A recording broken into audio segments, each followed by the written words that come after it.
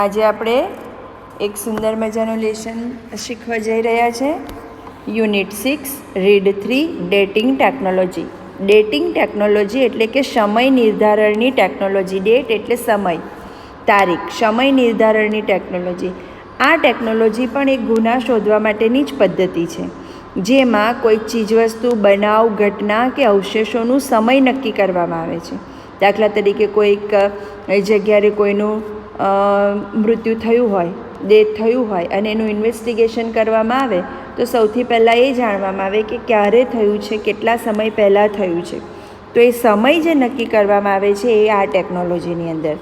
આ ટેકનોલોજી એક radio active પર આધારિત છે, જેમાં સમય નિર્ધારણ કરવા માટે કાર્બન 12, 13 અને 14 હોય છે. એ કઈ રીતેનો ઉપયોગ થાય છે આપણે લેસનમાં જોઈશું. બરાબર, તો આપણે લેસન જોઈએ. Dating technology. Dating objects and artifacts is an interesting area of investigation. Investigation કરવું એટલે ગુના શોધવું. બરાબર, ઇન્ટરેસ્ટિંગ એટલે રસપ્રદ. અને dating objects and artefacts. Object એટલે કે વસ્તુઓ અને આર્ટિફેક્ટ્સ એટલે હાથ કારીગરીની બનાવટો. વસ્તુઓ કે હાથ કારીગરીની બનાવટોનું સર્જનનું સમય નક્કી કરવા અથવા તો સમય નિર્ધારણ કરવું એ ગુના શોધકનું એક રસપ્રદ ક્ષેત્ર છે. સૌથી પહેલાં કોઈ પણ ગુનો થયો હોય એ ક્યારે થયો છે તે જો ખબર પડે તો પછી આગળની બીજી માહિતીઓ ભેગી કરી શકાય. ઇન્વેસ્ટિગેટર્સ need to date objects to understand what happened around them and when it happened. ઇન્વેસ્ટિગેટર્સ એટલે કે ગુના શોધનારા, ગુના શોધકો પહેલાં શું કરે છે, તેમની આસપાસ શું બન્યું છે અને ક્યારે બન્યું છે તે સમજવા માટે સમય નિર્ધારણની જરૂર પડે છે. સૌથી પહેલાં કોઈ પણ ગુનાને સોલ્વ આઉટ કરવા માટે તે ક્યારે થયો છે અને કયા સમયે થયો છે, ક્યારે બન્યું છે, તેની આસપાસ શું બન્યું છે, આ માહિતી સૌથી પહેલાં જ સમય નિર્ધારણની તેમાં જરૂર પડે છે. It also helps to understand at what time in a history a particular object was used. એટલું જ નહીં, એની સાથે સાથે જે તે વસ્તુ ઇતિહાસમાં એટલે કે ભૂતકાળની અંદર કયા સમયે વપરાઈ હતી, ઓબ્જેક્ટ વોઝ યુઝડ કયા સમયે વપરાઈ હતી તે સમજવામાં પણ આપણને ડેટિંગ ટેકનોલોજી એટલે કે સમય નિર્ધારણા મદદરૂપ થાય છે. આપણે ટીવી પર ઘણીવાર જોઈએ છીએ કે કોઈ હથિયાર કે કોઈ ગન કે કોઈ ચાકુ કે કોઈ તલવાર જેવા સાધનોથી કોઈ વ્યક્તિનું ખૂન કરવામાં આવે તો એમાં એ પણ ઇન્વેસ્ટિગેટ કરવામાં આવે છે કે આ હથિયાર કયા સમયમાં વપરાતું હતું અને એના આધારે ખૂની સુધી પહોંચી શકાય છે. ખાસ કરીને CID સિરિયલ બહુ પ્રચલિત છે, એમાં આપણે માહિતી મેળવી શકીએ છીએ આ બાબતની. તો સમય નિર્ધારણ માટે અથવા તો કોઈક ઐતિહાસિક માહિતી જાણવા માટે કે તે કયા સમયનું હતું, કયા સમયે વાપરવામાં આવતું એની માહિતી પણ આના આધારે મળી શકે છે. Such investigations are taken up by scholars studying historical civilization. ઐતિહાસિક સંસ્કૃતિઓ, ખડકો અને historical civilization, rocks, ancient culture or crime investigators ETC. આ બંનેનું સાથે સમજાવી સ્લાઇડને કે કેટલાક ઐતિહાસિક સંસ્કૃતિઓ, રોક્સ એટલે ખડકો, એન્શિયન્ટ કલ્ચર્સ એટલે કે પ્રાચીન રીત રિવાજો ઓર ક્રાઇમ્સ એટલે કે ગુના શોધકો, ETC એટલે કે વગેરેને અભ્યાસ કરી આ પ્રકારની તપાસ હાથ ધરતા હોય છે.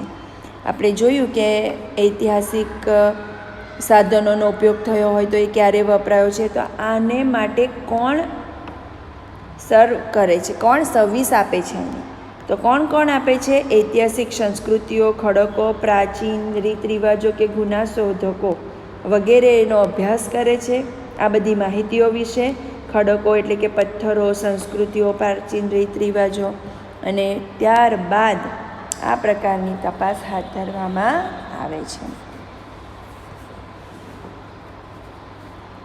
Several techniques are used to establish the ages of variation ancient natural object and artifacts.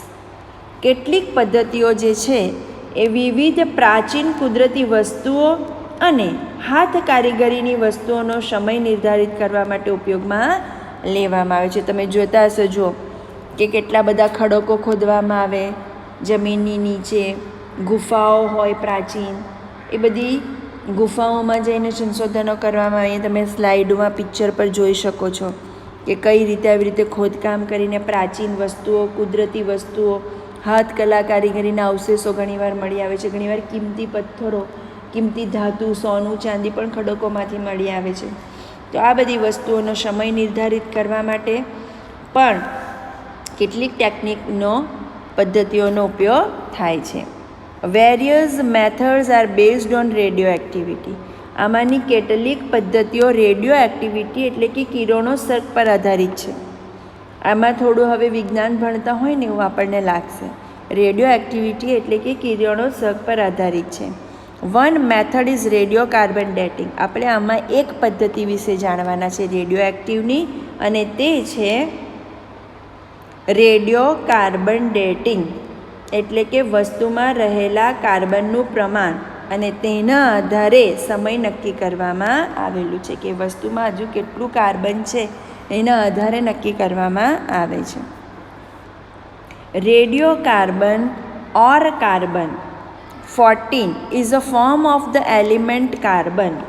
Radio carbon અથવા તો કાર્બન 14 એટલે કે કાર્બન 14 એ કાર્બન તત્વનું જ એક રૂપ છે. કાર્બનની અંદર કાર્બન, રેડિયો કાર્બન અથવા તો કાર્બન 14 એ દરેક કાર્બનમાં આવે છે, એ પોતાનું સ્વરૂપ છે.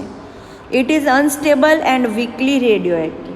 તે અસ્થિર હોય છે અને ઓછા પ્રમાણમાં કિરણોત્સર્ગ હોય છે. તમે એ જોઈ શકો, આ કાર્બન 14નું પિક્ચર છે જે દરેક કાર્બનની અંદર આવેલું જ છે, પરંતુ તે કેવું હોય છે? અસ્થિર, એટલે કે તે સ્થિર હોતું નથી, એ એનો ગુણધર્મ છે, અને તે ઓછા પ્રમાણમાં કિરણોત્સર્ગ હોય છે.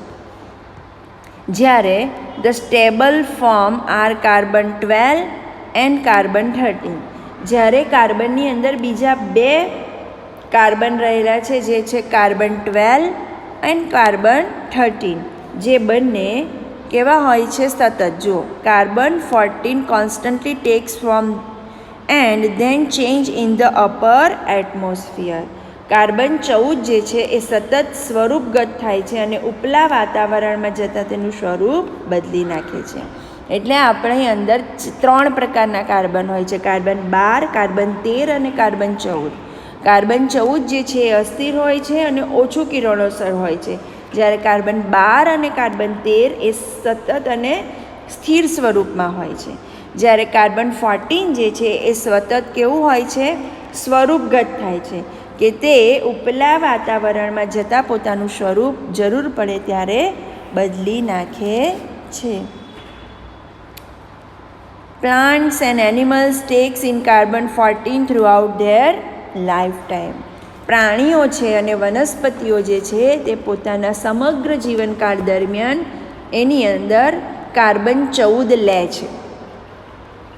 When they die they stop exchanging carbon and their carbon 14 then start to decrease at a rate determined by the law of radioactive decay.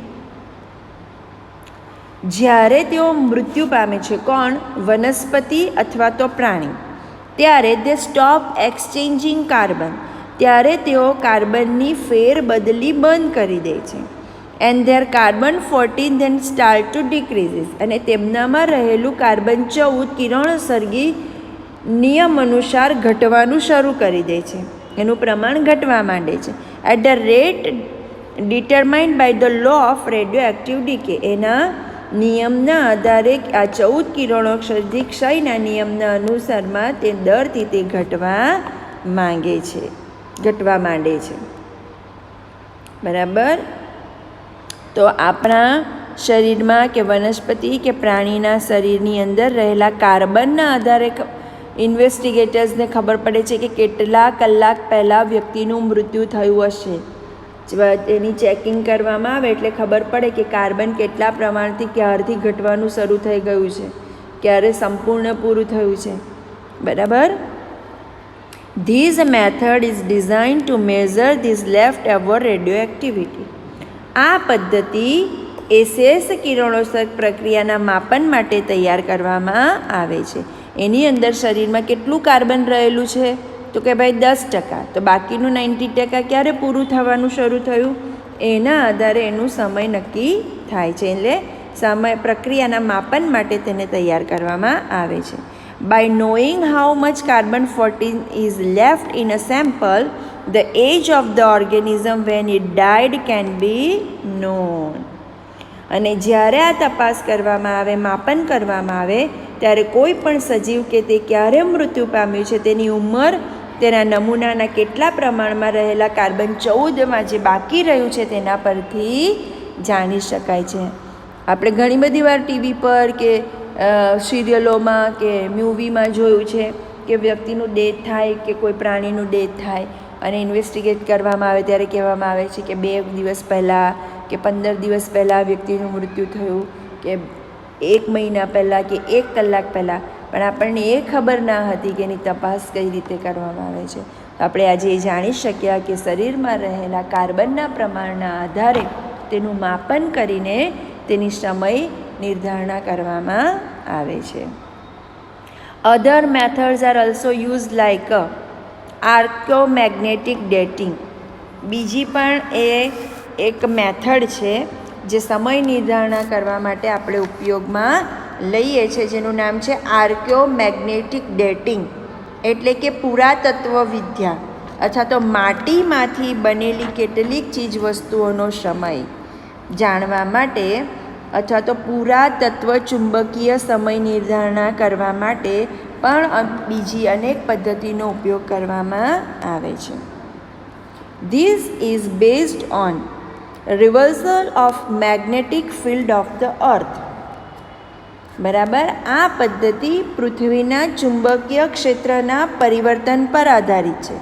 Magnetic field એટલે ચુંબકીય ક્ષેત્ર અને રિવર્સલ એટલે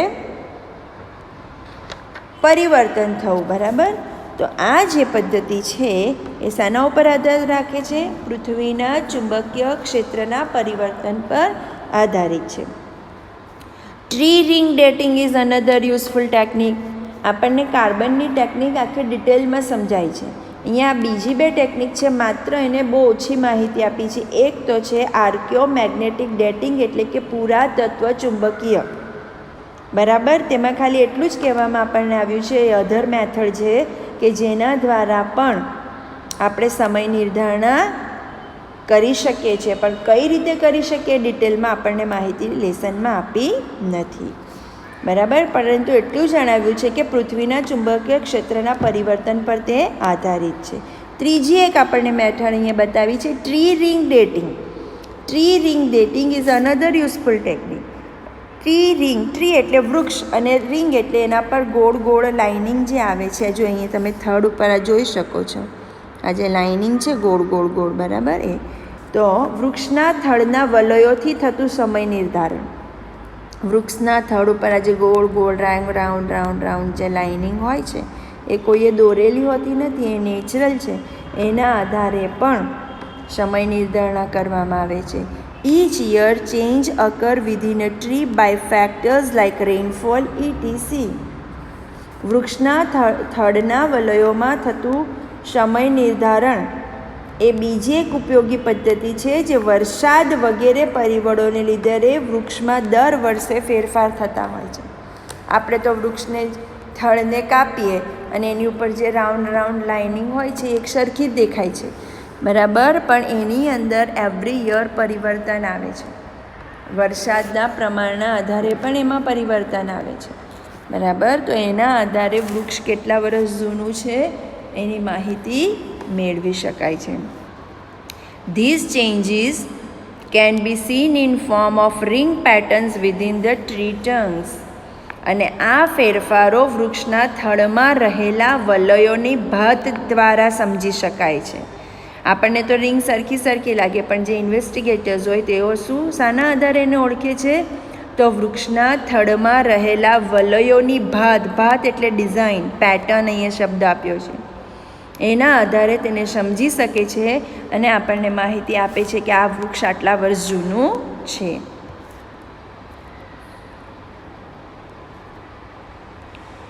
બરાબર, within the trunks. These are used as a date fingerprints in this technique.